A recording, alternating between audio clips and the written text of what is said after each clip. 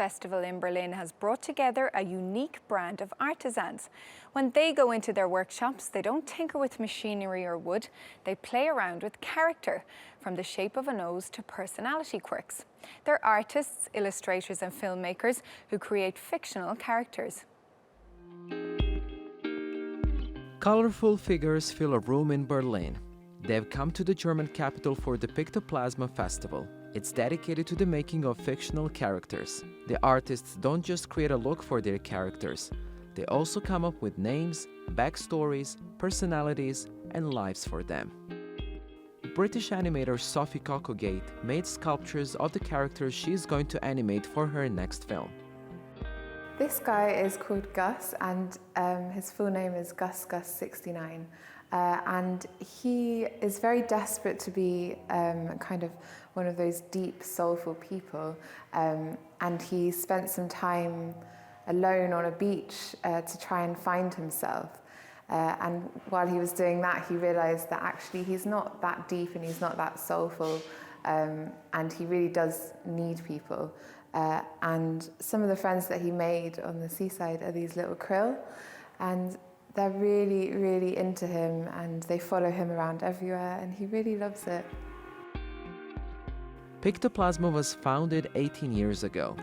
Its success is all about the appeal of its characters. I think many of the works we feel like sympathy in the first place. We are amused, so that people just repost it because it's funny. But then there's also something involved that I would call pityness. You feel pity for the works, almost, because they are like these helpless creatures, and you understand that they depend on you.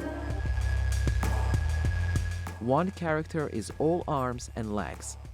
Another is a screw with a happy face. Animators create them through constant work.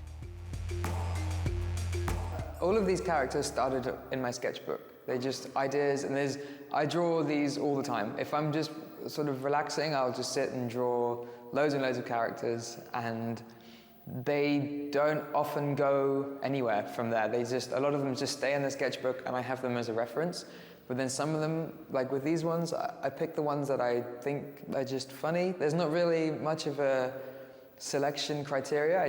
These are the ones that I thought were funny and that I would like to make.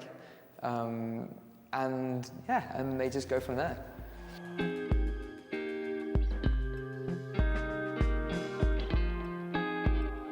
For some artists, character creation is a torturous love-hate process. The relationship I have with these characters is like a love affair. When I work with the monsters, I get fed up with them, and I start destroying them. And in that moment, I feel I cannot continue to work with them. And when I do other things, I do videos, I do photos, I do a lot of different things. I miss them. I miss them a lot. Then when I go back to them, I get fed up again.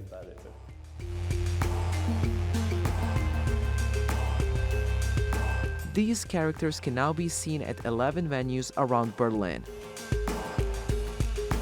We'll just have to see where their adventures take them next.